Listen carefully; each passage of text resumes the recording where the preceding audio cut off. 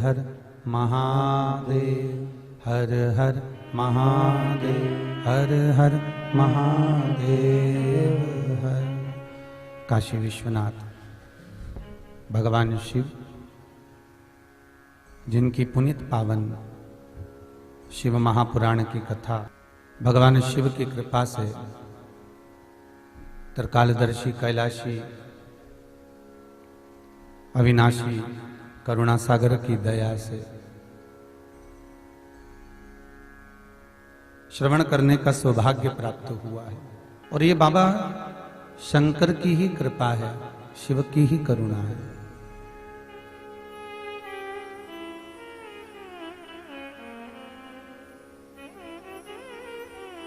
कि जनमानस तक इस पावन कथा को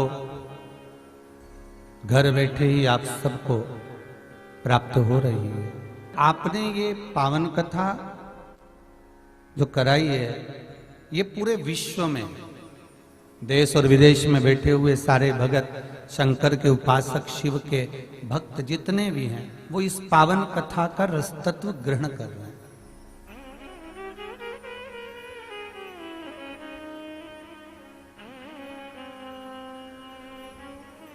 बस अंतर एक अंतर है भक्तों में,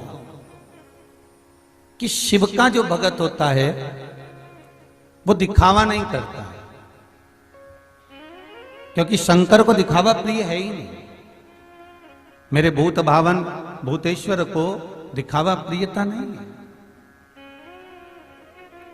मेरे शिव को आप जिस भक्ति में रमे हुए हो, आप जिस भक्ति को धारण करे हुए हो, आप जिस भक्ति को कर रहे हो, बस उस भक्ति को आपको धारण करना। आप राम भज रहे हैं, आप राम भजो। आप कृष्ण भज रहे हैं, आप कृष्ण भजो। आप जगदम्बा का भजन कर रहे हो, आप जगदम्बा का भजन करो। पर शिव का जो चरित्र कहता है कि शिव का जो उपासक होता है, शंकर का जो उपासना करने वाला होता है, शिव का जो उपासक होता है, वो एक दिखावे से परे होता है। उसको दिखावा प्रिय है ही नहीं।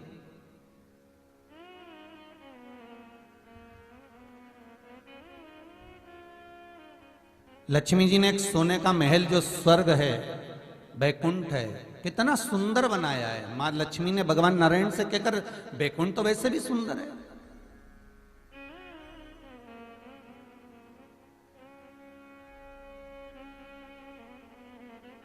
और एक बार नहीं, माता लक्ष्मी कई बार, मेरी मां लक्ष्मी माता पार्वती को कई बार बुला चुकी है, पार्वती तू हमारे यहां आती नहीं, बैकुंठ क्यों नहीं आती है? पार्वती के बैकुंठ जाके करूंगी क्या?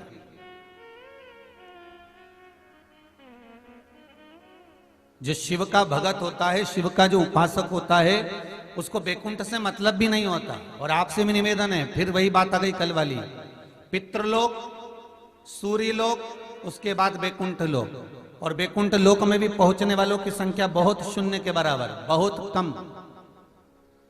अब जब बैकुंठ लोक में पहुंचने वालों की संख्या इतनी कम है, तो आप अंदाजा लगाकर देखिएगा क्या आपका नंबर उसमें है? विचार करिएगा।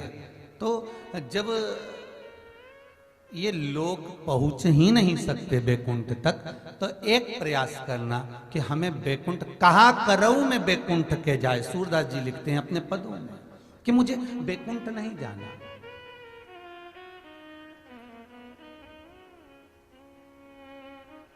या तो मैं गौलोक धाम जाऊं, या मैं शिव धाम जाऊं। गौलोक धाम में जाऊंगा तो मुझे कृष्ण और राधा का वहां दर्शन होगा।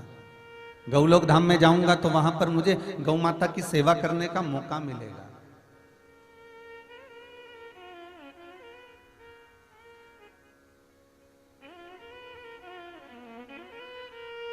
गौलोक धाम में अगर जाता हूं तो वहां गोवर्धन नाथ जी की परिक्रमा करने का मुझे मौका मिलेगा, गिरिराज जी का दर्शन होगा।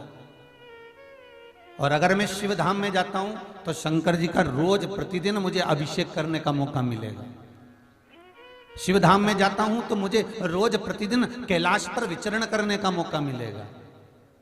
और शिव की नगरी, शंकर का धाम, चाहे आप उज्जैनी चले जाओ, चाहे आप ओमकारेश्वर चले जाओ, चाहे आप मल्लिकार्जुन चले जाओ, चाहे आप केदारेश्वर चले जाओ, चाहे आप काशी चले जाओ, चाहे आप जहां मर्जी पड़े, भीमा शंकर हो, त्र्यंबकेश्वर हो, शिव की नगरी में, शंकर की भूमि पर, शंकर की जगह पर, शंकर के द्वार पर जब आप पहुंचोगे तो शंकर की भूमि जितनी भी है, जैसे काशी 5 कोस की है,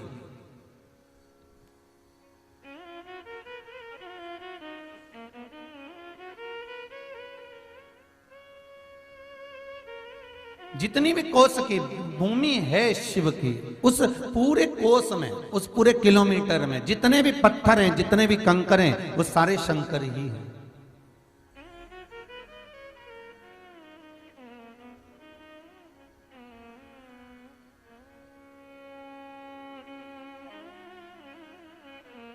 मेरे को याद आया कि उज्जैन में 84 महादेव करे थे, तो आप लोगों ने आस्था चैनल के माध्यम से वो कथा देखी भी थी, सभी लोगों ने, जो आस्था चैनल पर चली थी। फिर बाद में आस्था चैनल के बाद आस्था भजन पर भी वो कथा आई थी, ठीक है। तो आप लोगों ने वो कथा जब देखी थी तो उस समय का एक अनुभव,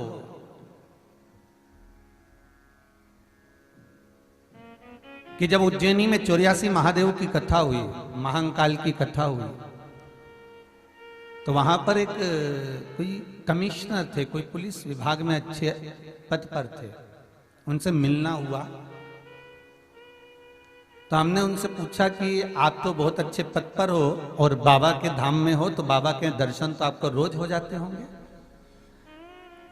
उन्होंने कहा, गुरुदेव, मन तो बहुत करता है कि प्रतिदिन धर्म पत्नी के साथ में महाकाल का दर्शन करूं, प्रतिदिन मैं बाबा का दर्शन करने के लिए जाऊं, ये मेरा मन है, ये मेरा विचार।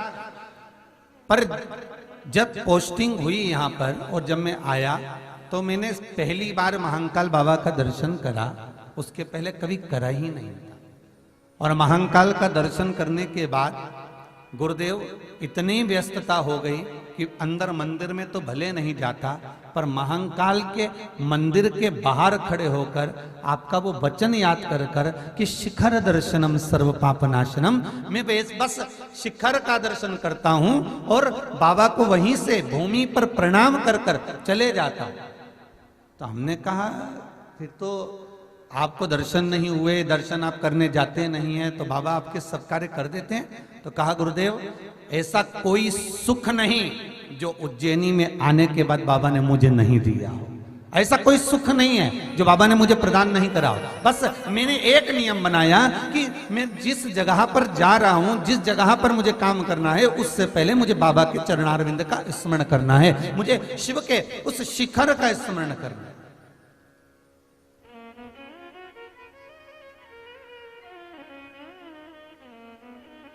मुझे शंकर के चरणारविंद का स्मरण करना। आपको पहले भी कथा में कहा, शिवरात्रि के दिन रात्रि को 12 बजे एक बेलपत्र शंकर को चढ़ी हुई उठाकर, जिस मंदिर की बेलपत्र है उसी मंदिर की बेलपत्र उठाकर उसी मंदिर का शिखर रात को 12 बजे देखकर जो चबा चबा कर खा लेता है, उसके घुटने में और कमर में कभी जिंदगी में दर्द नहीं होता। और ये बात कई बार कहते रहे और कहते आज भी रह रहे हैं, और जितने लोग मिलते हैं वो एक ही बात कहते हैं, गुरुजी हमने जो प्रयोग करा उसके बाद हमारे घुटने और कमर में, डॉक्टर तक ने बोल दिया था कि ऑपरेशन करना पड़ेगा, घुटना बदलना पड़ेगा, पर कुछ भी नहीं बदला। ये बाबा की कृपा। आप विश्वास रखकर करोगे तो शिव करुणा सागर करुणा करेगा। ये करुणा सागर करुणा करने वाला। मेरे बाबा के बराबर दुनिया में कोई दयालु है ही नहीं साहब। बहुत सरल है मेरा शिव, बहुत सहज है मेरा भोलेनाथ। कर्पूर गौरम करुणावतारम, बहुत सरल। कपूर कितना सरल होता है, कितना सरल, तरंग से तो बना है और तरंग जैसा ही उसका जीवन है। कितना विचित्र होंगे मेरे भोलेनाथ, जरा सोचिएगा कि अपना असली स्वरूप तो आज तक संसार वासियों को नहीं दिखाया।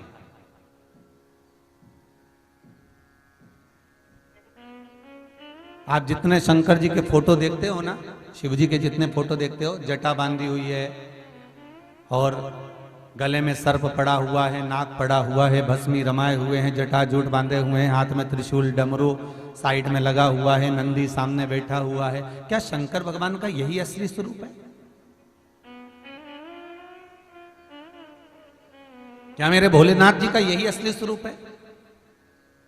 मेरे भोलेनाथ जी ने असली स्वरूप तो कभी दिखाया ही नहीं, क्योंकि अपने पुत्र गणेश जी को वचन दिया था कि नहीं दिखाऊंगा। जब एक बार मेरे बाबा भोलेनाथ हरिद्वार की भूमि पर बैठे हुए थे, गंगा के घाट पर आनंद कर रहे थे, तब श्री गणेश जी महाराज ने आकर कहा, पिताजी भगवान विष्णु को देखो कितने सुंदर लगते हैं, भगवान ब्रह्मा को देखो कितने सुंदर लगते हैं। नारद जी हमें से कहते हैं मेरे पिताजी बड़े सुंदर ब्रह्मदेव, ध्रुव जी कहते हैं नारायण बड़े सुंदर, सारे देवता सबकी तारीफ करते हैं, सबके लिए अच्छा कहते हैं कि वो इतने सुंदर। इंद्र देखो कितना सुंदर, अप्सराओं का नृत्य देखता रहता है। वायु देव, जल देव, वरुण देव, गरुण देव, ये जितने देव हैं कितने सुंदर हैं। माँ जगतजननी को देखो कितनी सुंदर, लक्ष्मी, पार्वती, सरस्वती, इंद्राणी, ये जितनी जितनी देवियां हैं कितनी सुंदर हैं। भोलेनाथ ये तुम क्या करते हो पिताजी कि अपने तन पर राख लपेट के, एक तो बड़े सिर पे जटामटा बांध ले, ऊपर से और राख लपेट, ये सुंदर क्यों नहीं दिखते हो? बाबा कहने लगे क्या करे सुंदर बन के? नहीं नहीं नहीं नहीं, ऐसा नहीं हो सकता, आपको सुंदर दिखना पड़ेगा। अब सुंदर क्यों नहीं लगा? बाबा कहे नहीं, गणेश जी ने पीछा पकड़ लिया, मुझे आपका असली स्वरूप देखना है, चाहे कुछ भी हो जाए। भगवान ने कहा देखना है, ठीक है अभी दिखा देता हूं। भगवान भोलेनाथ जी गंगा जी में कूद गए, और भोलेनाथ जी गंगा जी में जो गए और डुबकी लगाकर जैसे ही बाहर निकल कर आए, तो गणेश जी महाराज तो दोनों आंखें मलते मलते रह गए।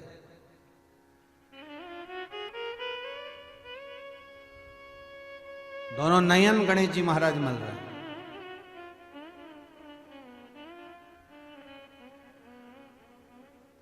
और गणेश जी महाराज ने दोनों नयन जब मले, बाबा को देखा, पिताजी इतने सुंदर। शंकर भगवान बोले, गणेश बोलो। पिताजी सुनो, ये हाथ में गंगा जी का जल लो और मुझे वचन दो। क्या वचन?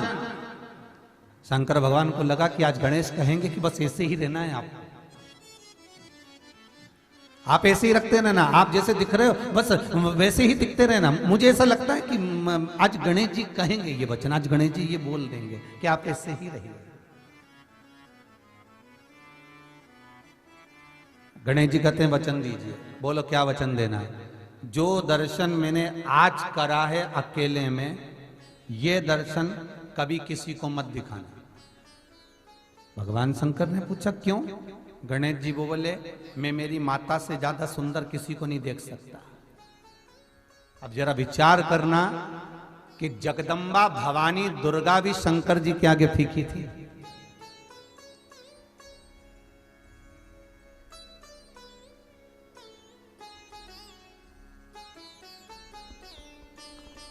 कितना सुंदर वचन दीजिए कि आप ये स्वरूप नहीं दिखा सकते। तो अभी तक हम जो स्वरूप का दर्शन कर रहे हैं, सिर पे गंगा जी बह रही है, पास में त्रिशूल रखा है, डमरू रखा हुआ है, और गले में वनमाला पहने हुए हैं, सुंदर सर्पों की माला धरी हुई है, त्रिपुंडा खींचा हुआ है, भस्मी रमी हुई है, जटाजूट बांधे हुए हैं, ये जो हम दर्शन कर रहे हैं ये तो बाबा का एक अविरल रूप है, आनंदमय रूप है, शंकर का अलमस्त रूप है। पर कभी एकांत में, कभी मौका मिले और आपका मन कर जाए कि आज मुझे शंकर का दर्शन करना है, आपका मन कर जाए कि आपको आज शिव से मिलना है, तो एकांत में किसी नदी के, तालाब के, सरोवर के, कुंड के बाहर कहीं किनारे में बैठकर एकांत में बस नयन बंद कर कर ओम अक्षर का नाद करना या श्री शिवाय नमस्तुभ्यम बोलना या नमः शिवाय ओम और ओम नमः शिवाय का जाप करना, बस मौनता में धीरे अपने ही भीतर, अपने ही नहीं। फिर निवेदन है प्रैक्टिकल जरूर करना है, प्रैक्टिकल जरूर करना चाहिए हो, बिल्कुल मौनता में बैठकर ओम नमः शिवाय।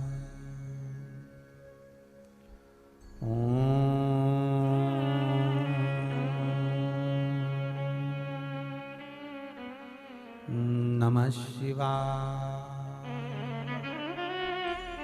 एक मंत्र का जाप किसी तरंग, किसी नदी, किसी तालाब, किसी कुंड, किसी सरोवर के नजदीक में बैठकर करना। जिस दिन तुम्हारा मन लग जाए, बस एकांत, बहुत एकांत,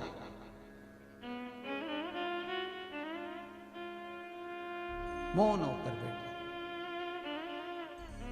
और नेत्र बंद करना। आपको खुद बाबा का कुछ एक अविरल दर्शन विश्वनाथ का हो जाएगा। किसी भी रूप में देगा, पर देगा किसी भी।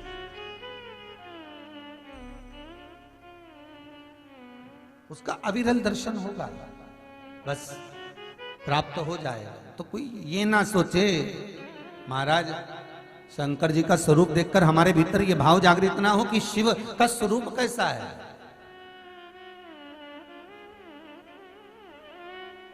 शंकर का स्वरूप कैसा है। बार बार माता पार्वती जी को बुलाया गया। माता लक्ष्मी ने कहा आकर देखो, एक बार बैकुंठ में आओ और बैकुंठ का दीदार करो। कितना सुंदर बैकुंठ है। क्या कैलाश पर्वत पर रहती हो, क्या गुफा में प्रवेश करी रहती हो, दिन भर काम में लगी रहती हो, कभी एक बार तो बैकुंठ आओ।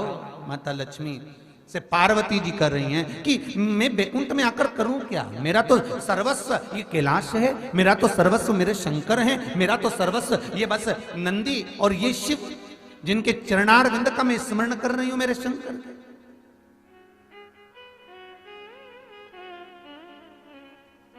इसके सिवाय मुझे और कुछ नहीं चाहिए।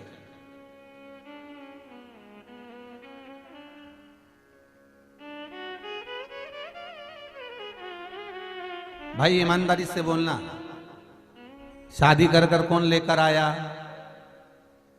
पति। फेरे किसने दिलाए? पति ने। फेरे लिए पति ने। कन्यादान जो किया गया वो पति के हाथ में दिया, ना कि सास ससुर के हाथ में दिया। बहुत ध्यान से सुनना रे भैया, सावधानी से हो। कन्यादान पति ने लिया, सास ससुर को नहीं दिया।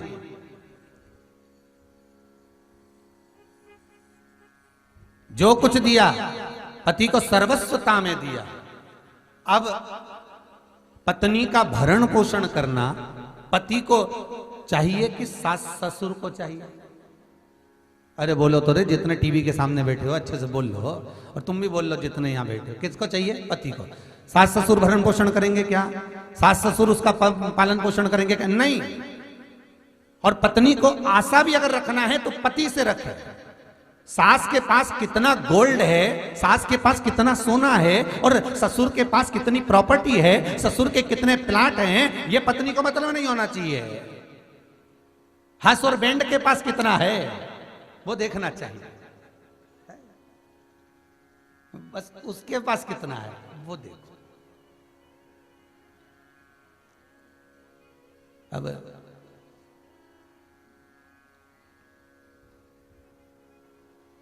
और जब भी बहुओं की लड़ाई होती है तो वो लड़ती सास से इसी बात, हमको हमारा हिस्सा दे दो। तो सास के है क्या? पहले तो ये बताओ। जो हो तो ले लो, अब है ही नहीं तो दे क्या।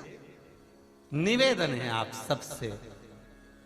आप कहते हो कि मेरे पिता मेरा भरण पोषण करते हैं, आप कहते हो कि मेरी माँ मेरा भरण पोषण करती है, आप कहते हो कि मेरा परिवार मेरा भरण पोषण करता है, आप कहते हो मेरा कुटुंब मेरा भरण पोषण करता है। पर जिसने आपको जन्म दिया, जिसने आपको मृत्यु लोक में भेजा, वो शंभो, वो त्रिकालदर्शी, वो कैलाशी, वो विनाशी, वो शंकर मेरा ओघड़दानी, जिसने तुम्हें जन्म दिया है, जिसने तुम्हें मृत्यु लोक में भेजा है, बस तुम्हारा इस चित्त का, इस मन का मंगल विवाह उस शंकर के साथ हो चुका है। जब जन्मे थे तब शिव ने अपना बनाकर तुम्हें पैदा कर दिया। क्योंकि हर मनुष्य जब जन्म लेता है तो उसका आकृति एक पिंडी के रूप में होती है। माता के गर्भ में जब वो पड़ा रहता है एक पिंड के रूप में रहता है, एक मांस का पिंड बनकर रहता है। तो जिस समय तुम पिंडी की आकृति में अपने माता के गर्भ में रहे हो तो तुम शिव के हो चुके हो, तुम शंकर के हो गए हो। अब तुम्हारा भरण पोषण करना, तुम्हारा पालन करना, तुम्हारी चित्तवृत्ति को धारण करना,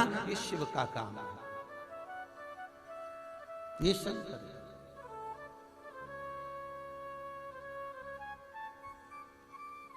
क्यों आस लगा कर बैठे हो भाई? मेरे को तो समझ में नहीं आता। आप संसार वासियों से आस लगा कर बैठे हो, हमारा काका जी करेगा ने, फूफा जी करेगा ने, बुआ जी करेगी ने, चाचा जी करेगा ने, चाची जी करेगी। कोई किसी का नहीं करे दादा, कोई नहीं करे,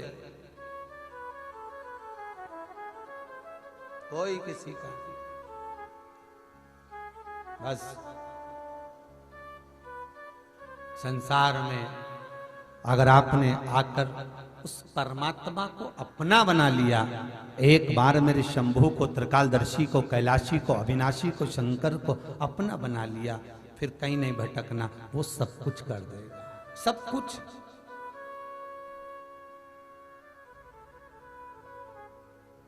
तेरे दरबार की बाबा निराली शान देखी है, तेरे दरबार की बाबा निराली शान देखी है। तुझे देते नहीं देखा, पर झोली भरी देखी है।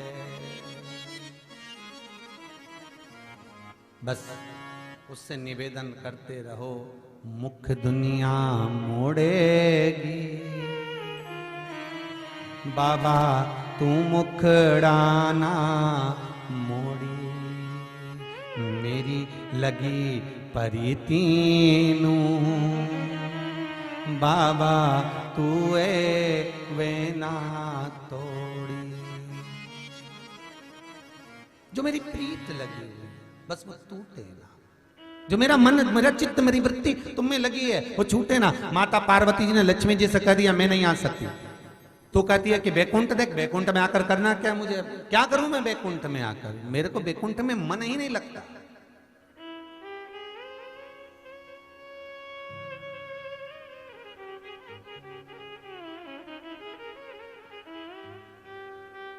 क्या करूं मैं बैकुंठ के, मेरा मन भी तो लगे।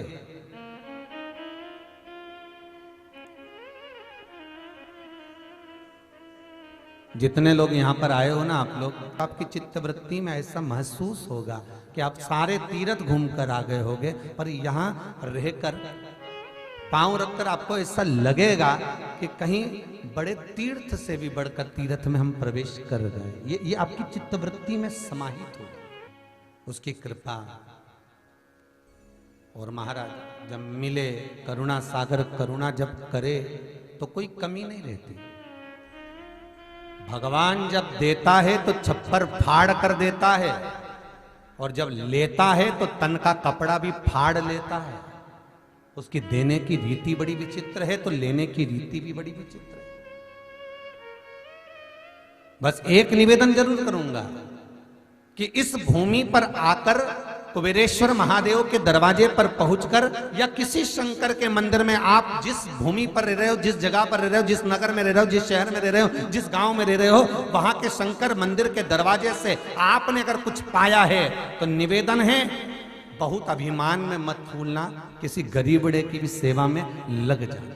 भले 10 जगह पर कुछ ना देते हुए किसी भूखे को भोजन जरूर कराना, किसी निवस्त्र को वस्त्र जरूर पहनाना, किसी को जरूरत हो विद्या की उसको विद्या धन जरूर करवाना, किसी को जरूरत है कि मंगल विवाह में पैसे लग रहे हैं आप अपनी तरफ से लगा देना, पर थोड़ा अपना, भगवान अगर दे हजारों हाथों से तो तुम 2 हाथों से समेट कर उसको सत्कर्म की ओर जरूर लेकर जाओ, सत्कर्म की।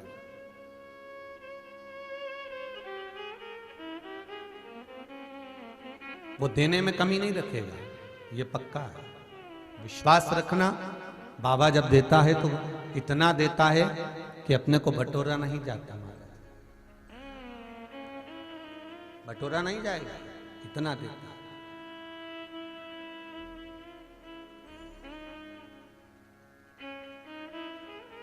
पार्वती जी ने मना कर दिया, मैं नहीं आ सकती। भगवान के दरवाजे पर जाकर निवेदन इतना सा करना कि बाबा मेरे कर्म में अगर कुछ दुख लिखा है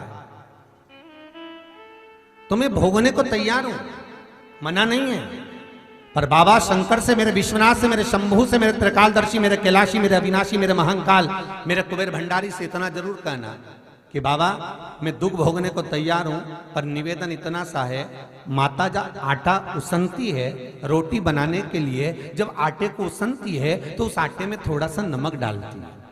अगर ज्यादा नमक माता आटे में डाल देती है तो क्या रोटी में स्वाद आता है? मान लो 1 किलो नमक डाल दिया 1 किलो आटे में, तो स्वाद आएगा? रोटी खारी हो जाएगी, कहीं फेंकना पड़ेगा। कोई पशु भी नहीं खाएगा, कोई जीव भी नहीं खाएगा।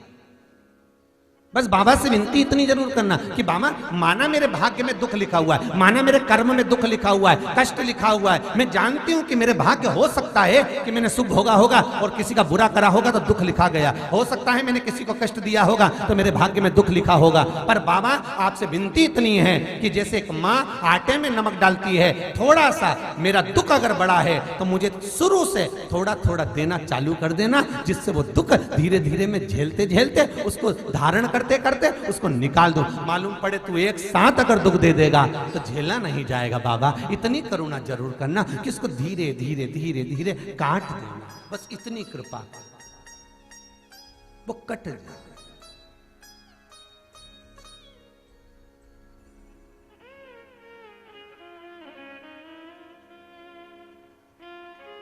पत्रिका में देखा तो पितृदोष, किसी को दिखाया पितृदोष है, क्या करें? उपाय करिए। घर में दिखाया तो वास्तु दोष है, क्या करें? पाइप तोड़वा के इधर का इधर कर दो, सीढ़ी तोड़वा के इधर कर दो। राशि में दिखवाया तो ग्रह दोष है। सारे दोष मनुष्य को नजर आते हैं और सब कुछ कर लेता है वो, पितृ दोष के लिए भी, वास्तु दोष के लिए भी, ग्रह दोष के लिए भी। पर मनुष्य को सारे दोष नजर आते हैं। जब दुख आता है बस एक दोष नजर नहीं आता अपने कर्मों का कि पहले क्या कर कर आया है, वो भी तो दिखवाओ किसी महाराज से।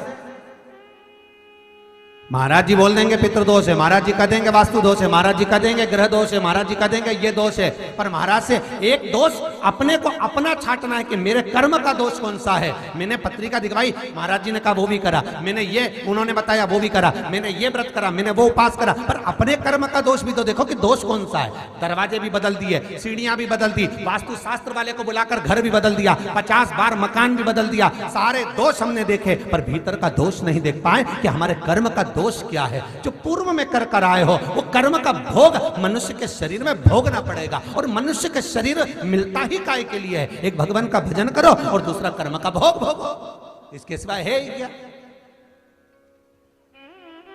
मानव का शरीर केवल 2 कारणों से मिला है, एक कर्म का भोग भोगने के लिए और एक भगवान का भजन करने के लिए। तो कर्म का भोग भी भोगना है और भगवान का भजन भी करना है। तो क्यों करना है? तो शिव महापुराण की कथा कहती है कि जितना तुम भजन करते रहोगे तो ये दुख जो आता है ये धीरे धीरे कटता रहेगा। बस भजन से दूर मत होना। भजन वो कितना सुंदर, एक व्हाट्सएप पे एक मैसेज आया था, कोई ने लिखा होगा कि बस के ड्राइवर के पीछे वाली सीट पर बैठोगे तो दचका नहीं लगे, और बिल्कुल पीछे वाली सीट पे बैठ गए तो उचक उचक के निपट जाओगे, उचक उचक के परेशान हो जाओ। दे दचका, स्पीड ब्रेकर में फिर कूदे, फिर कूदे, हाँ फिर कूदे, हाँ। तो निवेदन है बस के ड्राइवर की सीट के पीछे बिल्कुल बैठ जाओ, दचका नहीं लगेगा। नजदीक रहो, भगवान के जितने नजदीक रहोगे उतना संसार का दचका नहीं लगेगा, दुख का दचका नहीं लगेगा। पर जब तुम ये भगवान से दूर हो जाते हो तो दचके भी भारी हो जाते हैं, फिर लगता हम बड़े दुखी हैं गुरुजी। अरे वो कथा याद करो ना, एक प्रोफेसर के पास में 4 स्टूडेंट मिलने के लिए गए, बहुत पुराना प्रोफेसर, अब तो रिटायर हो गए। टीचर के पास में, प्रोफेसर के पास में 4 स्टूडेंट गए, 4 बच्चे गए और प्रोफेसर को देखकर प्रणाम किया तो अंदर गए। प्रोफेसर अकेले थे घर में, उन्होंने विवाह नहीं किया था। अंदर गए प्रोफेसर, उन्होंने कहा बच्चों आ गए? हाँ गुरुदेव, बहुत समय के बाद याद आई ना सर आपकी, तो हम आ गए आपसे मिलने। आइए बच्चों बैठो, और कैसी जिंदगी जी रहे? बहुत बढ़िया। तो एक बोला सर हम तो बहुत दुखी हैं, दूसरा बोला ऐसा, तीसरा बोला ऐसा, चौथा बोला ऐसा। प्रोफेसर ने बात सुनी ना सुनी और वो चले गए। और प्रोफेसर गए मैं तुम्हारे लिए चाय लेकर आता हूँ। प्रोफेसर अंदर जाकर चाय बना लाए। चाय लाए तो एक ट्रे में लेकर आए, चारों के लिए चाय अलग अलग कप में लेके आए। किसी के लिए सोने के कप में, किसी के लिए चांदी के कप में, किसी के लिए कांच के कप में, किसी के लिए स्टील के कप में। चाय लाकर टेबल पर रखी। कहा बच्चों लो। सबसे जो चतुर था उसने सोने के कप को उठा लिया, दूसरे ने चांदी के कप को, जिसको जो उठाना था, रुचि प्रधान था, उठा लिया, चाय पी ली। प्रोफेसर ने कहा चाय कैसी बनी? चारों ने कहा बहुत अच्छी बनाई सर आपने, बहुत बढ़िया। अच्छे से पी ली आपने चाय? जी सर, बहुत अच्छी चाय बनी, बहुत बढ़िया, बहुत बढ़िया। अच्छा ठीक है। अभी आप लोग कह रहे थे कि मुझे दुख है, कोई कह रहा था मुझे ये दुख है, कोई कह रहा था मुझे ये दुख है।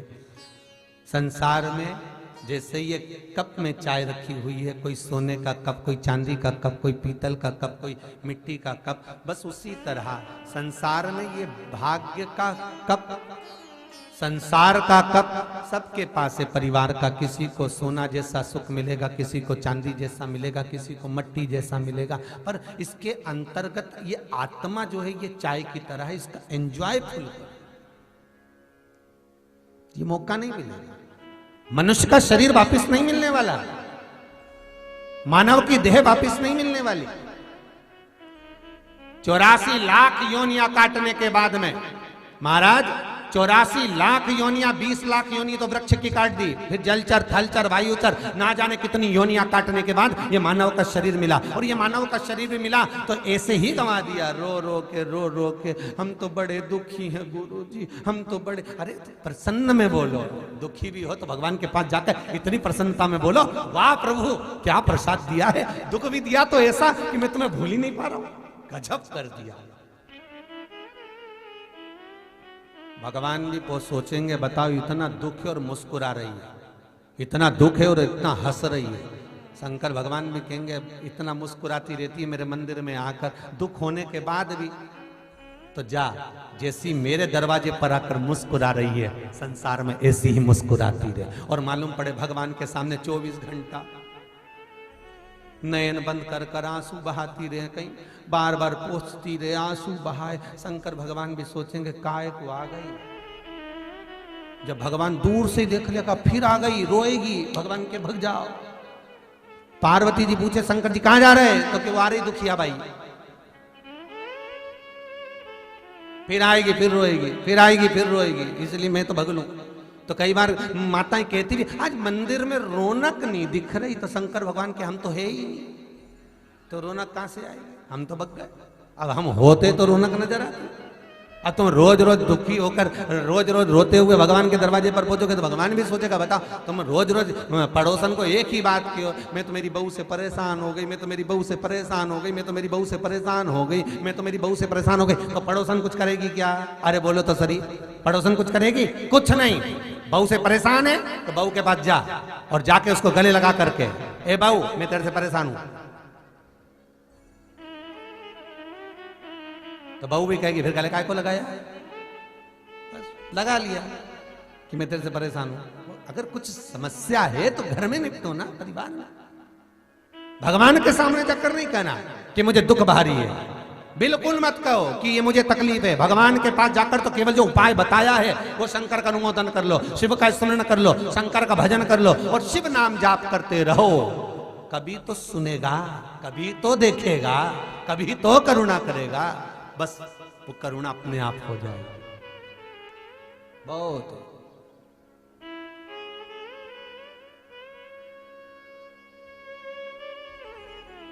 और जब वो करुणा करता है तो महाराज दुनिया कितनी भी पांव पकड़कर खींच ले, दुनिया कितनी भी बुराई कर ले, दुनिया कितनी भी निंदा कर ले, दुनिया कितना भी अपशब्द कह ले, दुनिया कितना भी ताना दे ले, पर जब मेरा विश्वनाथ करुणा करता है तो फिर किसी की भी नहीं चलती महाराज। किसी की फिर किसी की ना चले।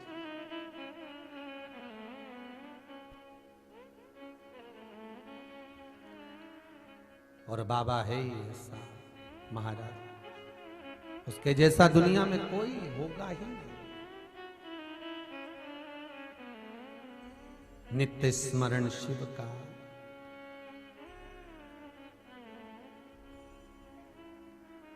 हर भोले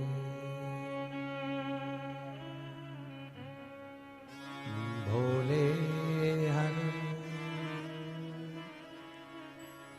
बस नित्य स्मरण शिव का कर।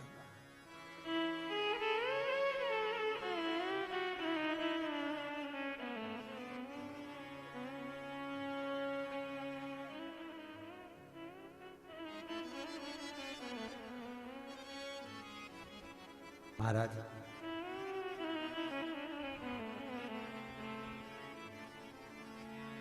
जब शिव करुणा सागर करुणा कर दे, कृपा कर दे, मां जगत जननी स्वतः कह रही है कि मुझे किसी चीज की जरूरत नहीं है,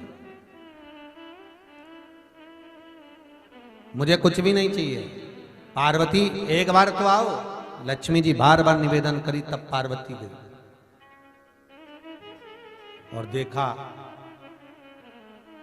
लक्ष्मी जी ने, पार्वती जी आई हैं, आओ ये सोने के पर्णकोटे देखो, सोने का महल देखो, सोने की अटारियां देखो, हीरे लगे हैं इनमें, रतन जड़े हैं इसमें। पार्वती जी बोली मुझे क्या मतलब इनसे। किसी के घर में सोना जड़ा हो, किसी के घर में चांदी जड़ी हो, किसी के घर में हीरे रतन जड़े हो, किसी के घर में 10,000 रुपए मीटर का पर्दा डला हो, किसी के घर में खूब डनलप के गद्दे लगे हों, किसी के घर में डाइनिंग टेबल ड्रेसिंग टेबल जो जो लगी हो लगी रहे, किसी के घर में रोज पकवान खाते हो, हमारे को इससे मतलब नहीं होना चाहिए। एक गृहस्थ नारी घर की जो धर्म पत्नी होती है, दुनिया कितना कमा कर ला रही है, दुनिया कितना लाकर अपना भरण पोषण कर रही है, हमें उससे मतलब नहीं रखना चाहिए। दुनिया की नारी पार्वती के शब्द को याद रखे। माता पार्वती ने कहा सोने की अटारी तेरी, सोने का महल तेरा, हीरे रतन तेरे, मुझे क्या करना है इससे, मेरा तो झोपड़ा भला जिसमें मेरे रही है, क्या करूं सोने को। तो लक्ष्मी जी ने पूछा तो तुम्हें वो गुफा में अच्छा लगता है। पार्वती जी बोली किसी व्यक्ति को डनलप का गद्दा दे दो, एसी का रूम दे दो, ठीक है। मान लो किसी को सोने का गद्दा दे दो, डनलप का गद्दा दे दो, एसी का रूम दे दो, खूब अच्छे अच्छे पकवान दे दो और उसके शरीर में कष्ट दे दो, बीमारी दे दो, एक बहुत बड़ी बीमारी, तो ईमानदारी से बोलना वो डनलप का गद्दा अच्छा लगेगा, वो सोने का महल अच्छा लगेगा, वो गाड़ी बंगला अच्छा लगेगा? क्योंकि प्रथम सुख निरोगी काया, प्रथम सुख निरोगी काया। अगर निरोगी काया है, अगर शरीर में कष्ट नहीं है, तो आप जहां पर हो वहां पर सुखी हो। और मालूम पड़े शरीर में इतना सुख, इतना तकलीफ, इतना कष्ट भरा हुआ है, कहीं बीमारी पर बीमारी घेरी हुई है, तो कोई डनलप के गद्दे दे, एसी का रूम दे, खूब खाने के लिए अच्छा अच्छा पकवान भी दे, तो नहीं खा सकते? क्या करें उस सुख का? क्या करना उसका? पार्वती जी लक्ष्मी जी से बोली, ए लक्ष्मी, एक असुर, एक राक्षस एक बार भी कैलाश पर आक्रमण नहीं करता। कोई एक राक्षस बता दो जिसने कैलाश पर आक्रमण करा। जितने लोग कथा सुन रहे हो बड़े प्रेम से सुनो और ये भी बताना कि कोई एक असुर, कोई एक राक्षस जिसने कैलाश पर आक्रमण करा। नहीं, जो भी आक्रमण करते हैं या तो इंद्रलोक में, देवलोक में, वैकुंठ लोक में, अन्य अन्य लोक में आक्रमण करते हैं, क्योंकि उनको वो चाहिए। ये झोपड़ा और ये कैलाश और ये गुफा कौन को चाहिए? कौन लेगा इसको? क्या करेंगे इसका? हमको तो अगर आक्रमण भी करे कोई असुर, तो माता पार्वती जी कह रही है तुम्हारे वैकुंठ को खतरा, तुम्हें खतरा, पति को बार बार दौड़ना पड़ता, सोने के महल में, तुम अटारियों में, तुम अंबारियों में रह रही हो, और जो रह रहा है आराम से अलमस्त होकर झोपड़े में, उसको क्या सोचो?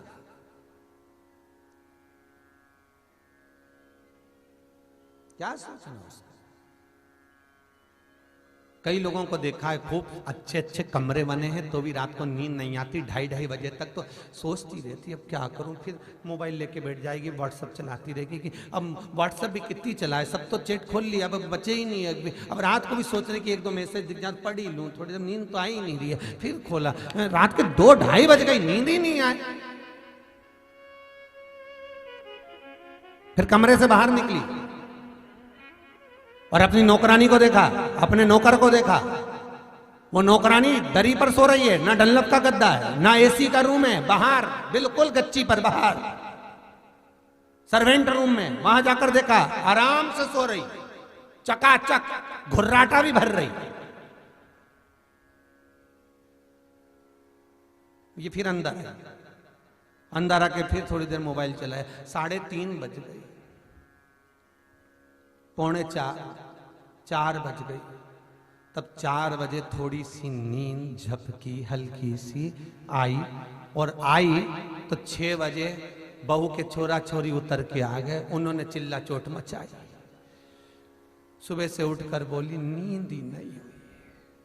अब डनलप का गद्दा था, एसी का रूम था, क्या चकाचक खाया पिया मौज करा, खूब जोरदार जोरदार सब्जी भाजी तरकारी, गुलाब जामुन इमरती भजिया पकोड़ा सब खाया। फिर नींद कहां गई दादा, गई कहां वो नींद है कहां? क्योंकि वो नींद वस्तुओं में नहीं है, वो नींद भीतर की आना चाहिए, सुख और चैन की आना चाहिए। अलमस्त होकर बाबा पर भरोसा कर कर, सुख दिया उसने दिया, दुख दिया उसने दिया, थोड़ा कष्ट दिया उसने दिया, थोड़ा बहुत अगर शरीर में कष्ट भी है, थोड़ा बहुत अगर घर में दुख भी है, तो भगवान को धन्यवाद कहना कि थोड़ा थोड़ा करके ये दुख को देते रहो, तो हम झेलते रहेंगे, काटते रहेंगे। एक साथ दे दिया तकलीफ हो जाएगी, दो थोड़ा थोड़ा दे, वेलकम, ले जाओ आनंद। और बेटा कहे मम्मी थोड़ा सा घाटा लग, कोई बात नहीं, विश्वनाथ बेटा, मम्मी कमाई नहीं होगी तो भूखे मर जाएंगे, तो मां को कहना कोई दिक्कत नहीं, 6 महीना लॉकडाउन था, एक काम धंधा नहीं चला, उसी ने तो खिलाया था। कौन तू कमाने गया था? चारों तरफ कर्फ्यू लगा हुआ था, कुछ भी किसी ने नहीं कमाया, व्यापार ठप था, सब धरा की धरा रह गया। क्या खाया? यहां तक दुकानें तक नहीं खुली, उसी ने तो खिलाया था। कौन सा तू कमाने गया? बच्चों को समझा, दुख उसने दिया है, सुख भी वो देगा, घाटा लगे कोई बात नहीं, बैठा विश्वनाथ, उसका नाम है विश्वनाथ। दुनिया में किसी देवता का नाम विश्वनाथ नहीं, केवल उसी का नाम है। हाँ, भगवान का नाम जगन्नाथ हो सकता है, और शंकर का नाम तो विश्व का भरण पोषण करने वाला वो विश्वनाथ एक ही है, और वो मेरा शंभु है, मेरा त्रिकालदर्शी। भूखा तो नहीं सोने दे, मत चिंता कर मम्मी, फिर दुख, फिर तकलीफ, फिर कष्ट, क्यों सोचना, छोड़।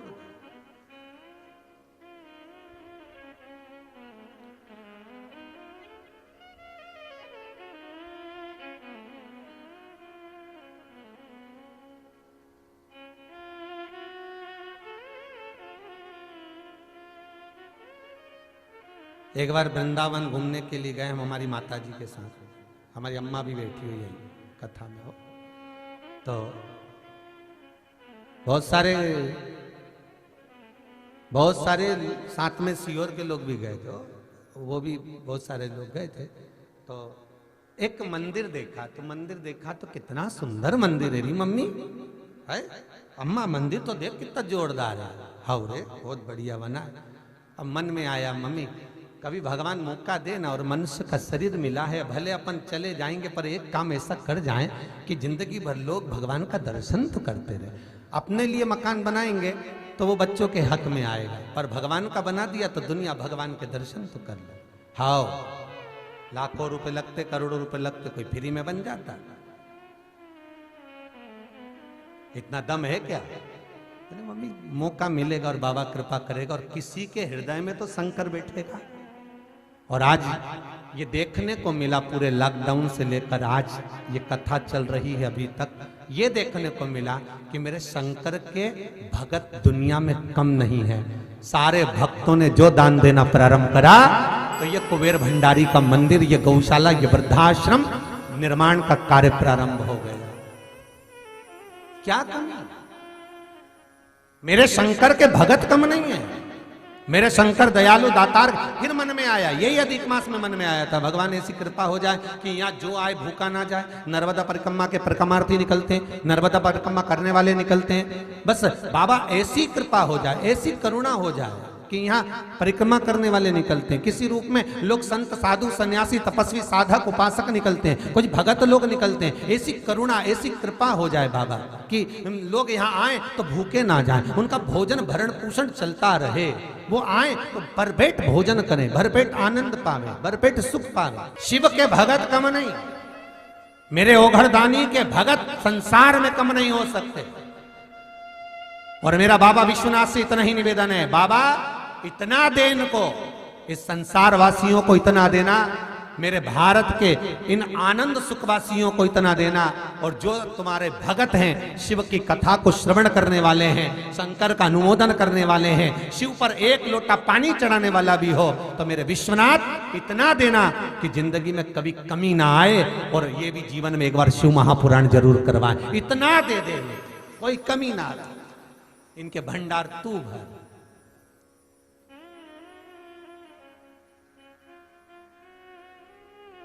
तेरी कृपा बिना न हिले एक भी अणु, लेते हैं श्वास तेरी कृपा से तनु तनु। तू कृपालु है, दयालु। लक्ष्मी जी कर रही है सोने की अटारियां, सोने के पर्णकोटे, ये सोने का महल, सोने का गढ़। पार्वती जी बोली क्या करूं इसका, मेरे यहां जो सुख है वो तेरे यहां नहीं हो सकता। किसी धनपति से पूछना, उसके यहां सारे सुख होंगे, पर भगवान कहीं ना कहीं एक सुख उसको छिड़ा लेगा, रख लेगा। होंगे तेरे पास में करोड़ों जमीन जायदाद धन दौलत संपदा सब होगा, क्या करूं मैं उसको, पर मेरे पास में सबसे बड़ा सुख है, ए लक्ष्मी, निरोगी काया और घर की शांति।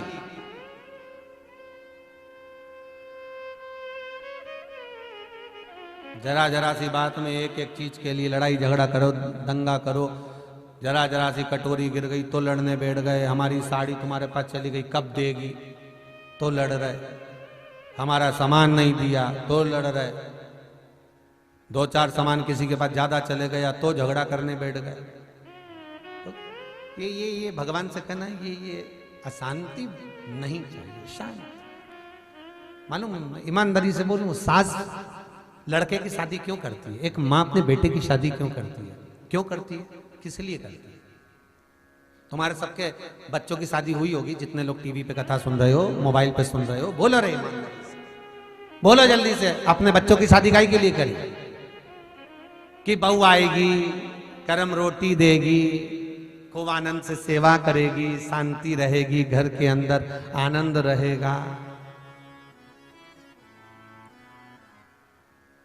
अब रोज घर में जगदम्बा की आरती हो रही है, हरि अम्बे तू है जगदम्बे काली, जय दुर्गे खप्पर वाली, तेरे ही गुण गाऊं भारती। हरि अम्मा हम सब उतारे तेरे।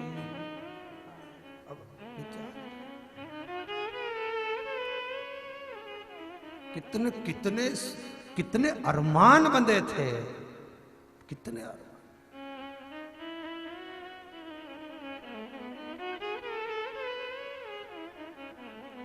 सब आंसुओं में बह गए। कितनी अब विचार करिए जरा, बहू क्यों लाई जाती है कि घर में शांति का अनुभव हो, सुख का अनुभव हो, मैं फ्री हो जाऊं, कथा सत्संग में खूब जाऊं, मन जब करे तब कथा सुनूं, मन जब करे तब कथा का तत्व ग्रहण करूं।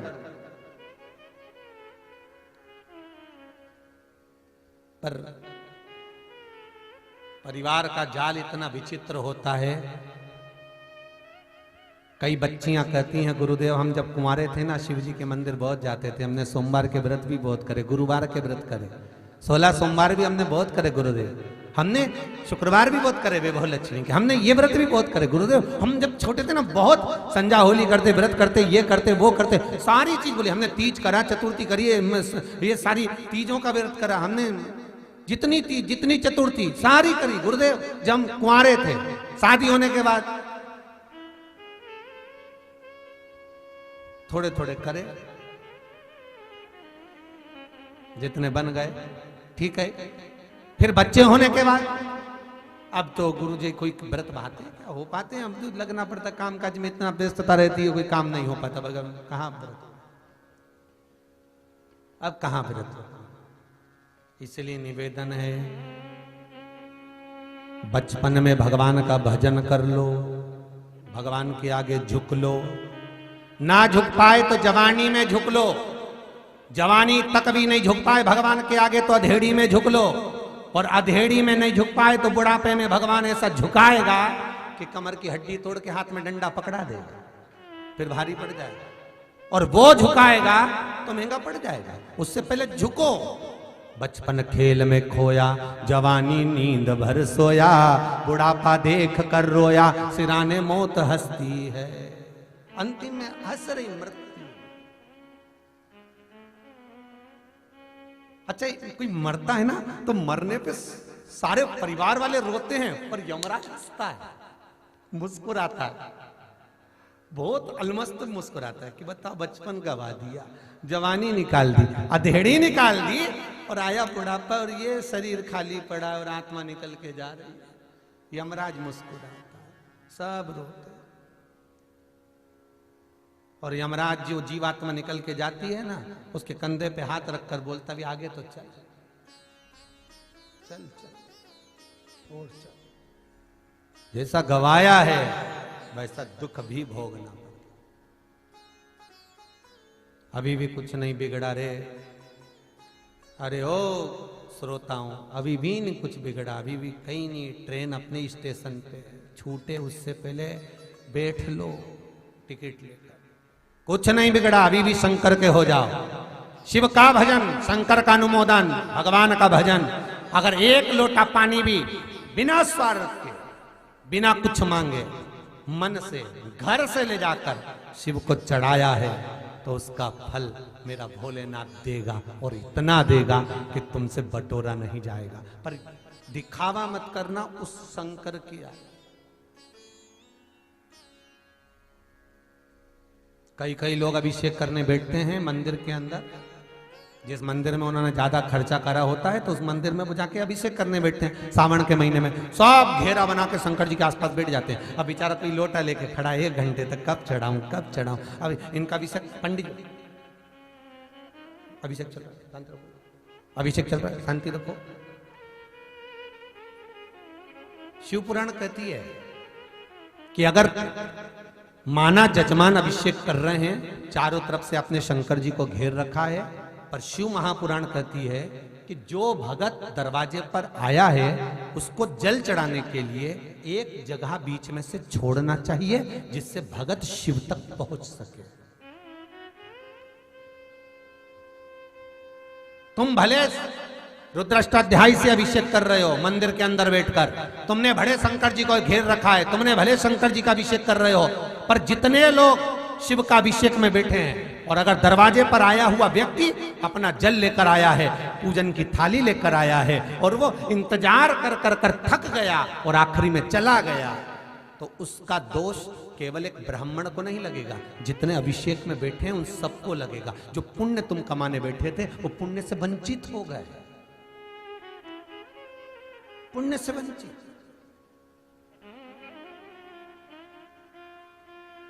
कितना सुंदर चरित्र है भागवत जी में। शंकर जी आए रूप रखकर, तो यशोदा जी ने कन्हैया को नहीं दिया। कृष्ण गए थे शंकर जी की गोदी में, नहीं, रूप रखकर आए भोलेनाथ, कन्हैया को नहीं दिया। और वो पूतना आई तो यशोदा जी ने तुरंत दे दिया, ए बहन ये ले। क्यों? क्योंकि यशोदा जी जानती है कि मैं अगर किसी बड़े को अगर दूं तो क्यों दूं, एक गरीबड़ी राक्षसी है ये, इसका उद्धार जरूरी है, इसका उद्धार बहुत जरूरी है, इसको दूं। और कन्हैया पूतना की गोद में गए और भगवान कृष्ण ने पूतना का उद्धार कर दिया। केवल उसका भाव देखिए।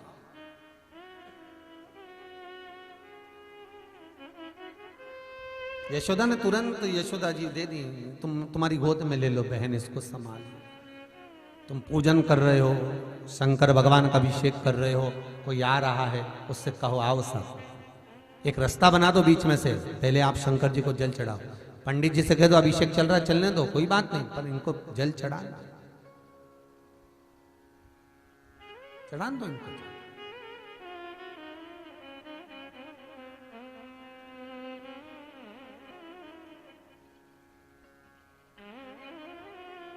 और एक निवेदन करूं आपसे, स्कंद पुराण का। मान लो सावन का महीना है, काशी में, भीमाशंकर में, बाबा वेदनाथ जी में, महाकालेश्वर में, ओमकारेश्वर में, मल्लिकार्जुन में, त्र्यंबकेश्वर में बहुत ज्यादा भीड़ है। आप उस धाम तक पहुंच गए हो, आप उज्जैनी पहुंच गए, आप काशी पहुंच गए, भीड़ बहुत है।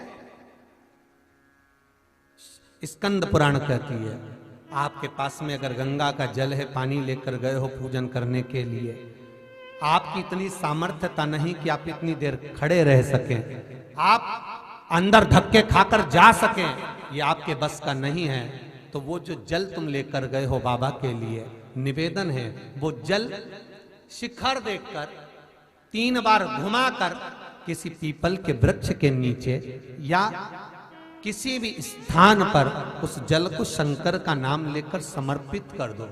स्कंद पुराण कहती है जो अंदर मंदिर में भगवान बैठा है वो उस जल को स्वीकार करने के लिए कुछ देर के लिए वहां मौजूद मिलेगा, उस स्थान पर मिलेगा,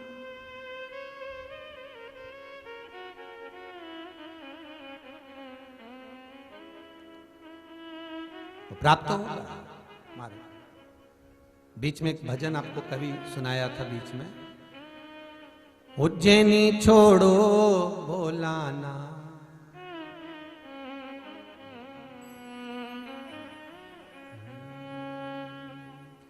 ओ काशी के भोलेनाथ, मने थारी याद सतावे,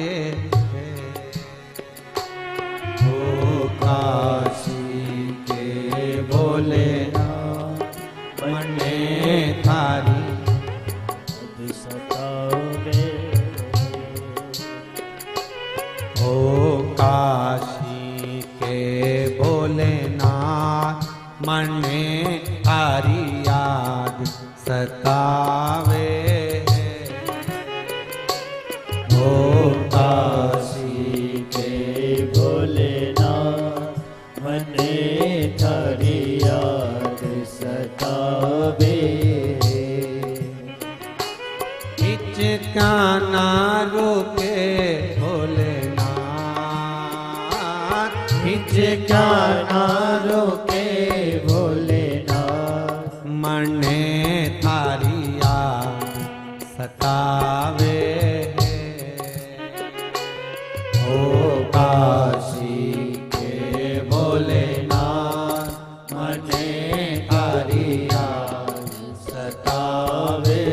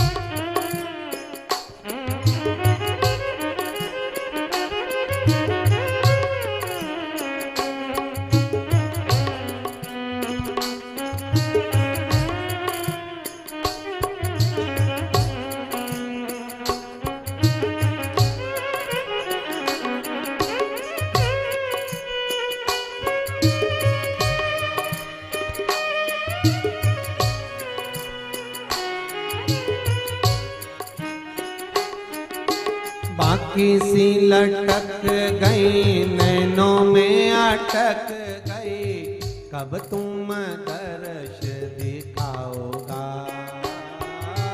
बाकी सी लटक गई नैनों में अटक गई, कब तुम दर्श दिखाओगा। बाकी सी लटक गई नैनों में अटक गई, कब तुम दर्श दिखाओगा। बाकी सी अटक गई नैनों में अटक गई, कब तुम दर्श दिखाओगा। हिचकाना रुके भोलेनाथ, हिचकाना रुके भोलेनाथ, मने थारी याद सतावे। ओ काशी के भोलेनाथ, मने थारी याद सतावे हैं। ओ काशी के भोलेनाथ, मने थारी याद सतावे हैं। आओ आओ जी मारा भोलानाथ, आओ आओ जी मारा भोलेनाथ। ओ आओ आओ जी मारा भोलानाथ, आओ आओ जी मारा भोलेनाथ। मन में थारी याद सतावे।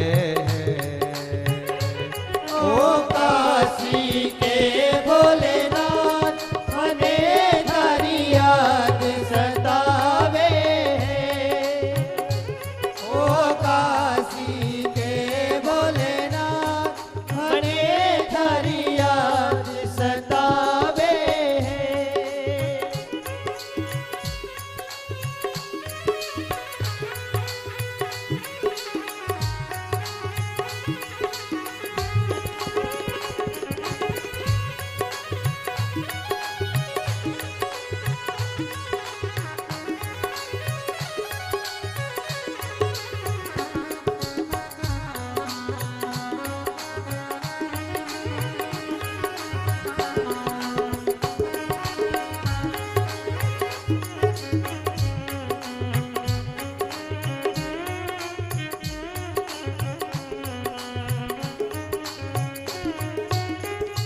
हिचकाना रुके भोलेनाथ, हिचकाना रुके भोलेनाथ।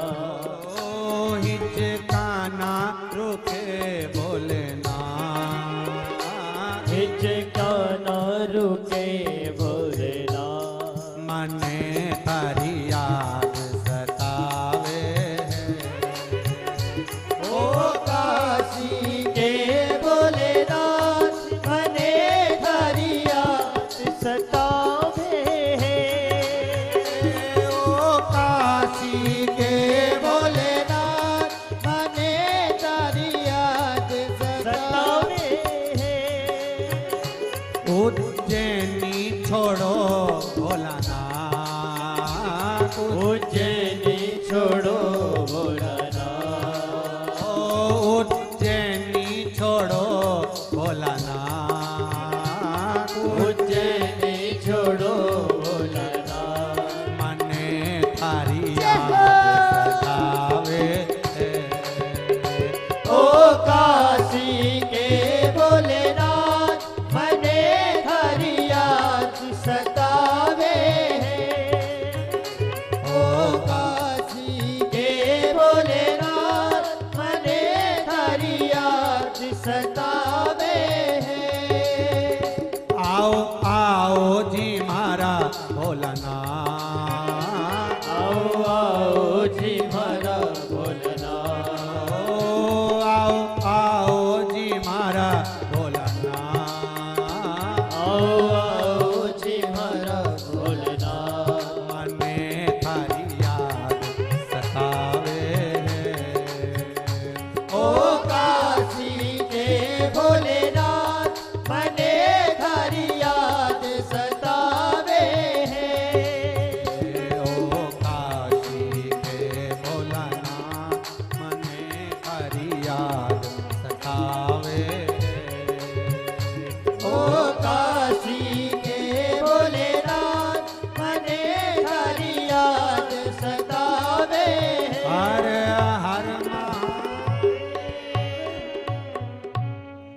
भगवान शिव ओघड़ दानी से बस निवेदन विनय विनती स्वीकृत हो।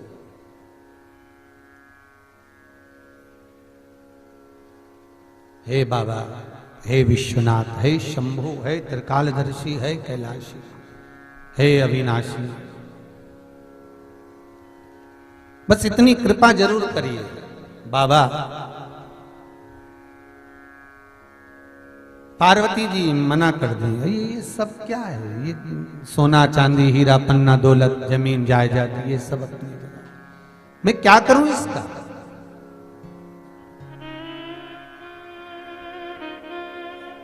क्या करना क्या मुझे इन सभी आभूषणों का? कह दिया। लक्ष्मी जी बोली, हाँ हाँ ठीक है, तुम्हारी आदत पड़ी है वहां गुफाओं में रहने की, और करे भी क्या, तुम्हारे पति कहीं जाते तो है नहीं, वहीं गुफा में शमशान में निवास करते रहते हैं। पार्वती जी बोली, सब कुछ बोलना पर पति को कुछ मत बोलना। महाराज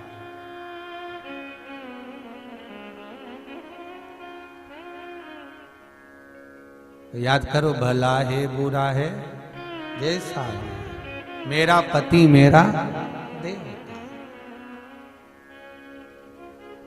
ठीक है। अब तो पार्वती मैया एक मिनट के लिए भी नहीं रुकी, हमारे एक क्षण के लिए भी पार्वती जी नहीं रुकी। पार्वती जी ने सोच लिया कि यहां मेरे पति का अपमान हो रहा है, चल दी, सीधे पहुंची कैलाश धाम पर, और कैलाश धाम पर जाकर माता पार्वती जी भगवान शंकर से बोली है, हमारे भगवान शिव से बोली है, और बाबा भोलेनाथ जी से कहती हैं, बाबा एक थोड़ी सी मन में अभिलाषा है, पर आज तक तो नहीं आई, पर आज आई है, आप कहें तो मैं कहूं। भगवान भोलेनाथ जी तो समझ गए थे कि गई है फ्रेंड के यहाँ, तो अब पर्दों के कलर तो देख के आई होगी। बोलो। पार्वती जी बोली, बस एक विनय निवेदन इतना सा है कि आप मुझे एक सोने का महल बनवा दो।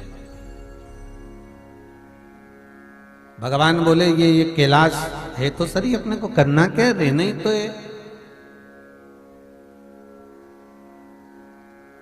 भगवान शंकर से पार्वती जी बोली, वो रहना तो है, परंतु आपको क्या मालूम, लक्ष्मी जी के यहाँ तो रोज लोग घूमने जाते हैं, ब्रह्माणी के घर पे लोग पहुंच जाते हैं, इंद्राणी के घर में लोग जाते हैं। दुनिया का ऐसा कोई व्यक्ति है जो कैलाश पर आता है अपने से मिलने के लिए? शंकर भगवान बोले, कैलाश पर शमशान में भले कोई ना आए, अपना निवास शमशान के अंदर है, शमशान में ही रहने दे। अगर कोई नी भी आएगा, भले नहीं आए, आखिरी में तो आएगा, बस बहुत उतने में काम चल जाएगा। और एक बार अगर आ गया तो वापिस जाएगा ही नहीं। भाई इनके यहां तो कोई आएगा तो वापिस जाएगा, पर शमशान में आने के बाद कोई गया है क्या? एक बार आया और वो गया, बस वहीं से आखिरी है मुकामी। नहीं प्रभु, मेरा मन बहुत करे कि एक सोने का महल तो बनवाओ। पार्वती ठीक है, बनवा ले। विश्वकर्मा जी को बुलवाया, सोने का महल बनवाया, और सोने का महल बनवाया। तब पार्वती जी बोली, महल तो बन गया है, बड़ा सुंदर बना है, पर मेरा मन है कि अब इसकी ओपनिंग होना चाहिए, गृह प्रवेश। अच्छा ठीक है, तो चल अपन बैठ जाते हैं पूजन करने के लिए। नहीं नहीं नहीं, नहीं ऐसे कोई पूजन होती है? नहीं, तो क्या करना पड़ेगा? सबको बुलाओ। अरे तो क्यों किसी को परेशान करना? नहीं नहीं, नहीं ऐसे काम नहीं चलेगा, सबको बुलाओ। तो शंकर भगवान बोले कि एक काम करते हैं, हिमालय राज को बुला लेते हैं, बस बहुत है उतना ही, ससुर आ गया, सब काम हो गया है। रावणी तो वही करेगा ना, सास ससुर वाला, अब कौन करेगा? नहीं नहीं नहीं, नहीं। तो कहा उनको भले मत बुलाओ, तो फिर किसको बुलाएं? तो पार्वती जी बोली, सारे देवताओं को बुलाओ। तो ठीक है, सबको बुला लो। पत्रिका छपाओ। भगवान बोले, पत्रिका की क्या जरूरत है, डमरू बजाएंगे आ जाएंगे। नहीं, हो सकता है किसी ने नहीं सुना, तो अगर मान लो नहीं सुना हो किसी ने तो ठीक है, पत्रिका छपाई। पार्वती जी ने एक पत्रिका में भगवान विष्णु के यहाँ की जो पत्रिका थी उसमें पार्वती जी ने लिखकर भेजा सपरिवार। तो शंकर जी ने पूछा उनके यहाँ है ही कौन, दो तो है, फिर सपरिवार लिखने की जरूरत क्या, श्रीमान श्रीमती लिख गए।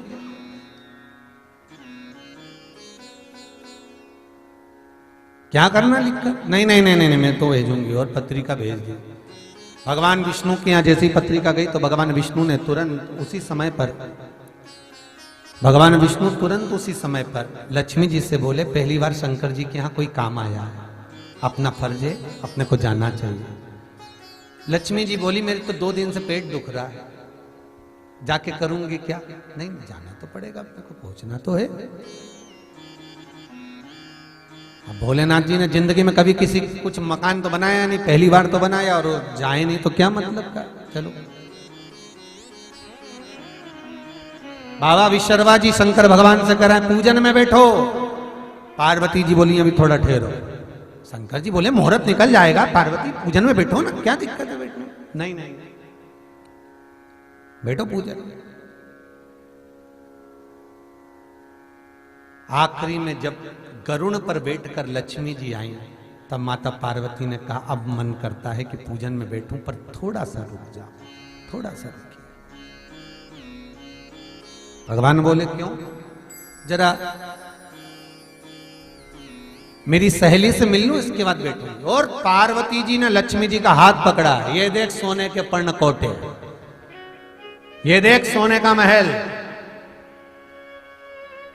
ये कथा कहती है शंकर की कि शंकर का भजन करने वाला, शिव का उपासना करने वाला, शंकर का अनुमोदन करने वाला, शिव का स्मरण करने वाला, भले गरीब दिखे पर कोई सेठ उसका अपमान ना करे, क्योंकि मेरा भोलानाथ कब तख्ता पलट दे वो ही जान सकता है। कब तख्ता पलट दे, कब वो भले 1 लोटा पानी चढ़ा रहा हो, भले वो दिन में जाए रात में जाए शिव का अनुमोदन कर रहा हो, भले वो कुछ भी करे। तो हमारे यहाँ कहावत कहते हैं घोड़े के कब दिन फिर जाए, किसको मालूम, किसको मालूम।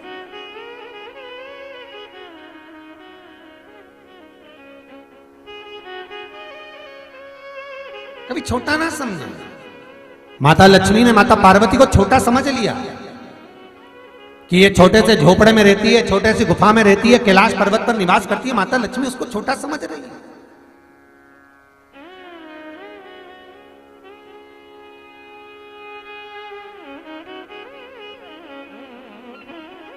बहुत छोटा सा, पर फिर मां पूजन में बैठी, शिवजी ने जान लिया, बाबा जान गया।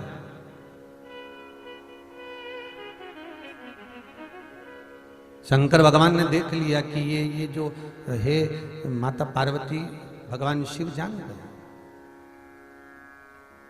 कि ये केवल जो सोने का महल बना है इसके पीछे विवाद हो रहा है और इस विवाद को समाप्त करना जरूरी है। तो बाबा शंकर ने विश्वकर्मा जी जब पूजन करा रहे थे, विश्वकर्मा जी जब पूजन करे और विश्वकर्मा बाबा ने जब पूजन किया तो बाबा भोलेनाथ जी ने विश्वकर्मा बाबा को देखकर शंकर जी ने अंगड़ाई लेकर विश्वकर्मा बाबा के सिर पर हाथ रख दिया। शिव जी ने विश्वकर्मा बाबा पर हाथ रखा और विश्वकर्मा बाबा पर हाथ रखा तो विश्वकर्मा जी ने तुरंत माता पार्वती से कहा, मां भोलेनाथ मैंने मकान का मुहूर्त करा दिया, अब दक्षिणा दीजिए। तो शंकर जी बोले मांगो क्या चाहिए। तो विश्वकर्मा बाबा बोलते हैं आपसे नहीं लूंगा, पार्वती जी ने घर बनवाया है तो पार्वती जी से विशेष बधाई लूंगा और आशीर्वाद लूंगा और पार्वती जी से ही दक्षिणा लूंगा। पार्वती जी बोली आज मैं बड़ी खुश हूं, मैं बड़ी प्रसन्न हूं, आज मेरे बड़ा आनंद छाया हुआ, आज मेरे मन में, मेरे चित्त में, मेरी वृत्ति में बड़ा बड़ा आनंद, बड़ा आनंद है। मांगो विश्वकर्मा बाबा तुम्हें क्या चाहिए, मांग लीजिए तुम्हें क्या। विश्वकर्मा जी बोले पहले वचन दो कि जो मांगूंगा वो देना पड़ेगा। वचन देती हूं जो मांगोगे वो दूंगी। शंकर जी के साथ बैठी हो माता जी, झूठ मत बोलना, बिल्कुल नहीं, असत्य तुम बोलते ही नहीं, सत्य में ही जीते।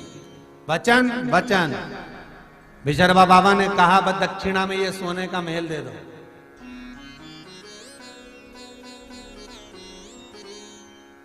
पार्वती जी बोली बड़ी मुश्किल से तो बना था, बड़ी मुश्किल से तो ये महल बना और वो भी तुमने मांग लिया। ठीक है दिया, पर ए विशर्वा बड़ी मुश्किल से महल बना था और मेरे पास से चला गया ये सोने का अटारी सोने का महल। मैं श्राप देती हूं विशर्वा, महल तो तुझे दिया पर श्राप देती हूं कि तेरे यहां दिया जलाने वाला नहीं बचेगा और ये सोने का महल एक दिन आग लगेगा। विशर्वा बाबा का वो सोने का महल लंका के राजा रावण को मिला, अपने पुत्र को प्राप्त हुआ और वो लंका के राजा रावण का महल एक दिन आग लग गया। शिव महापुराण का ये चरित्र अपनी जिंदगी में उतार कर रखना। जिस दिन माता पार्वती का सोने का महल गया, पार्वती जी ने उस दिन शंकर जी से कहा था कि मृत्यु लोक में मैं रहती हूं तो मृत्यु लोक में सोना मिलना भी बुरा होगा और सोना घूमना भी बुरा होगा।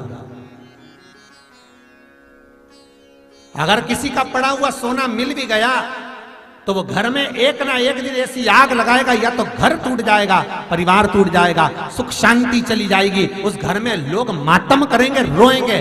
भले आज सोना उठा लिया, किसी का पड़ा हुआ मिल गया तो सोचेंगे कि मिल गया 2 तोला 3 तोला 4 तोला 5 तोला 10 तोला और अपना गुजारा अच्छा चल जाएगा, पर जिंदगी भर रोना पड़ता है उस व्यक्ति। पार्वती जी कहती है सोना मिलना भी बुरा होता है और सोना खोना भी बुरा होता है। किसी का अगर नाक की लौंग खो गई, सोने का कोई आभूषण, सोने की कोई चीज अगर खोएगी तो 2 महीने के अंदर उस व्यक्ति को थोड़ा ना थोड़ा तो दुख झेलना ही पड़ेगा। स्वर्ण मिलना भी बुरा है और स्वर्ण खोना भी बुरा है।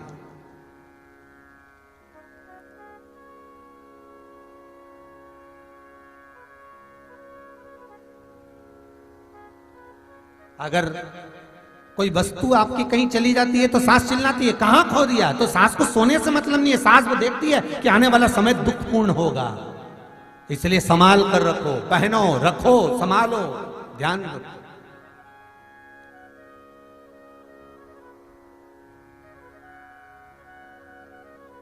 महाराज विष्णु पुराण, एक दिन माता लक्ष्मी ने माता ख्याति देवी से कहा अपनी मां से, विष्णु पुराण का शब्द है, ख्याति देवी की पुत्री है माता लक्ष्मी। तो माता लक्ष्मी ने माता ख्याति देवी से कहा, हे मां, हे मां, मान लो संसार में बहुत सुंदर प्रसंग है, अपनी जिंदगी में याद रखिएगा, ये प्रसंग को बहुत ध्यान रखना, शायद बाद में सुनने को मिले ना मिले, उस प्रसंग को ध्यान रखिएगा। विवाह का मंडप जो लगता है, विवाह का जो मंडप लगता है, शादी का मंडप लगने पर विवाह का मंडप जब तक विसर्जन नहीं हो जाता, मोर छठ के दिन मोर ठंडे नहीं हो जाते, उस बीच में सौभाग्यवती नारी जो मंगल विवाह कर आई होती है, उसका यदि कोई आभूषण खो जाता है तो उसको वंश बढ़ने में दिक्कत आती है, हमेशा याद रखें। अगर उसके शरीर पर चढ़ाया गया स्वर्ण भाग, उसके शरीर को दिया गया आभूषण, उसमें से अगर कोई वस्तु एक लौंग भी खोती है मोर छठ के पहले, अर्थात जब मोर ठंडे हो उसके पहले, मंडप ठंडा उसके पहले, तो वो उसके वंश बढ़ने में तकलीफ होती है, उसका वंश बढ़ने में दिक्कत होती है, पुत्र प्राप्ति के लिए वंश को बढ़ाने में दिक्कत है। महाराज स्वर्ण का कोई मायना नहीं है, पर दिक्कत उस बात की है कि वो चीज गई है तो उसका भाग मनुष्य को भोगना पड़ता है, मनुष्य को। इसलिए बहुत सावधानी हर चीज में। हम तो यहां तक कहते हैं पूजन भी कर रहे हो, पाठ भी कर रहे हो, अर्चना भी कर रहे हो, भगवान की सेवा भी कर रहे हो, तो उसमें भी सावधानी रखिए, उसमें भी सावधानी रखिए। आपको लग रहा है कि बहुत तेज हवा चल रही है, बहुत तेज वायु चल रही है और मैं जो दिया लगाऊंगी वो ठंडा हो जाएगा, मत लगाओ। आपको लग रहा है कि ये मैं दिया लगाऊंगी ठंडा होगा, तो मत लगाइए, एक मन का दीप जलाइए, भगवान से निवेदन करो, हे भोलेनाथ, हे शंभु, हे त्रिकालदर्शी, हे कैलाशी, बहुत तेज वायु का संचार हो रहा है, मैं दीप नहीं लगा रही, पर यह मत सोचना कि मैंने दिया नहीं लगाया, मैं लेकर आई हूं, बाती भी है साथ में, पर बाबा इस दिए को मैं इसी मंदिर में रख कर जाती हूं, कोई तो आएगा बाद में लगा कर जाएगा। मैं आज इस हृदय की बाती से, हृदय के दीप से आपको प्रसन्न करना चाहता हूं। मन मेरा मंदिर, आंखें दिया बाती, होठों की है थालियां, रोम फूल बाती। मैं आपको भाव से लिखा, कह दिया विशर्वा जी तुम नष्ट हो जाओगे, तुम्हारा ये धन, तुम्हारा ये वैभव, तुम्हारी ये संपदा किसी काम की नहीं रहेगी, सब नष्ट।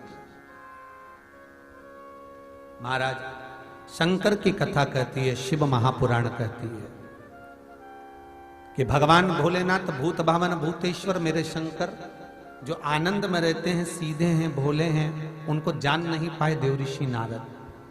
आज देवऋषि नारद तप करने के लिए गए और बाबा देवऋषि नारद ने जब तप करा, साधना करी, कामदेव भी उनकी समाधि को जब नहीं तोड़ पाए तो देवऋषि नारद के मन में अभिमत्ता आ गई, अभिमान आ गया कि मैंने काम को जीत लिया।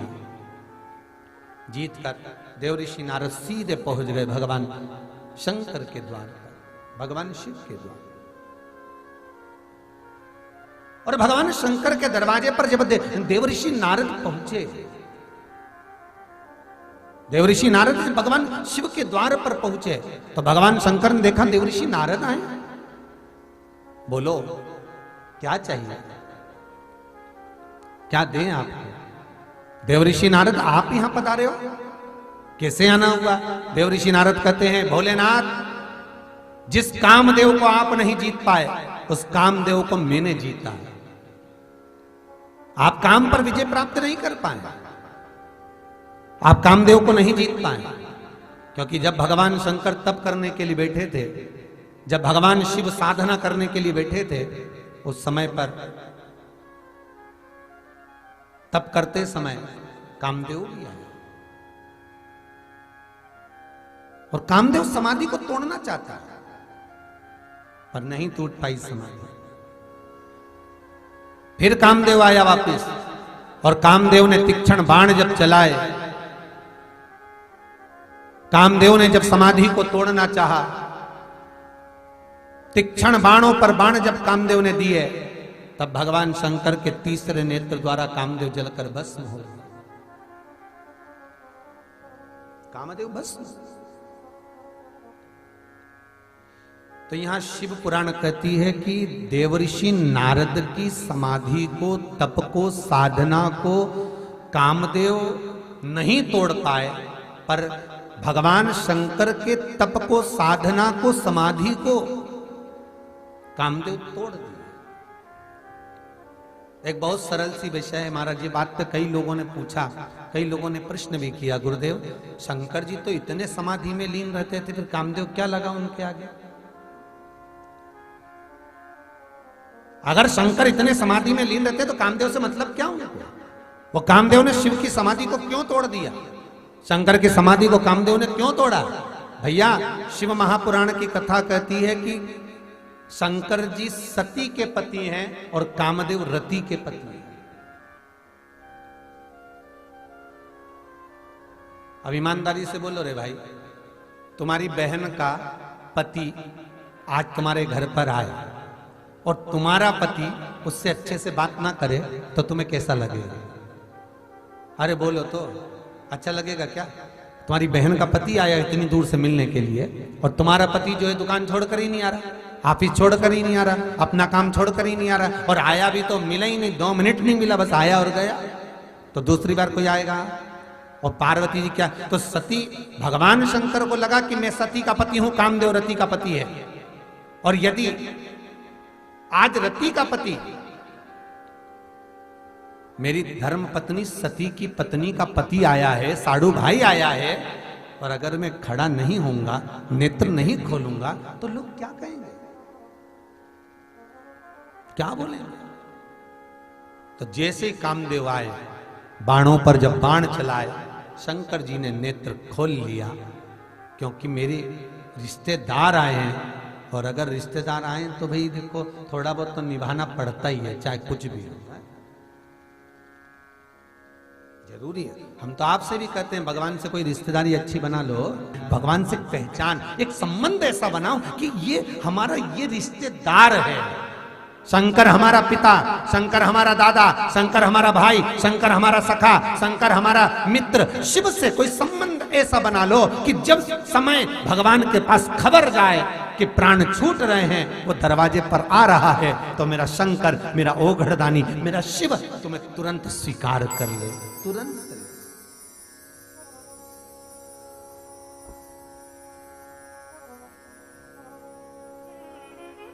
हमारे दो ही रिश्तेदार,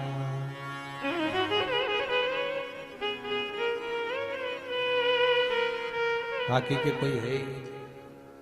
एक हमारे भोले बाबा, दूजी गोरा रानी सरकार, हमारे दो ही रिश्तेदार।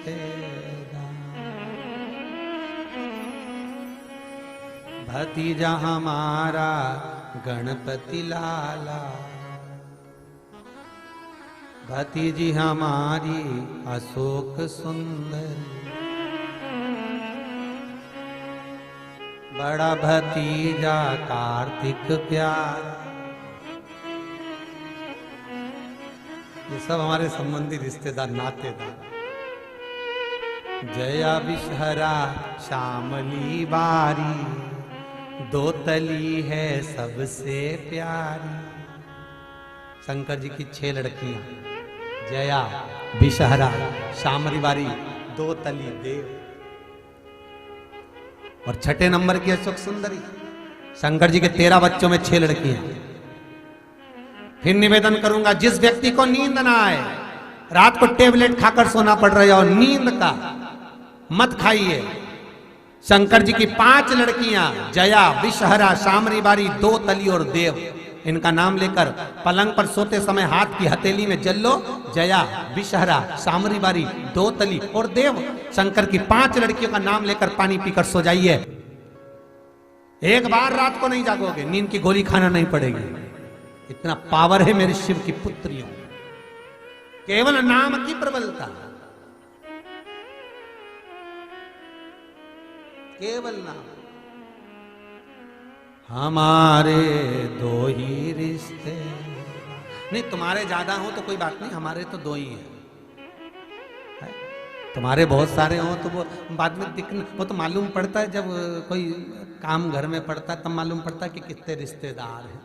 जब दुख सुख आए तब मालूम पड़े रिश्तेदार कितने। नहीं तो हमसे कोई पूछे तो हमारे 2 ही रिश्तेदार, एक हमारे भोले बाबा और दूजी गोरा रानी सरकार, हमारे 2 ही रिश्ते।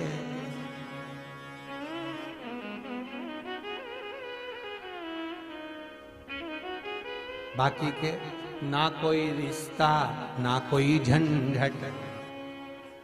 जितने रिश्तेदार बनाओगे ये सब लुटेरे चोटे, सब लुटेरे हैं सब।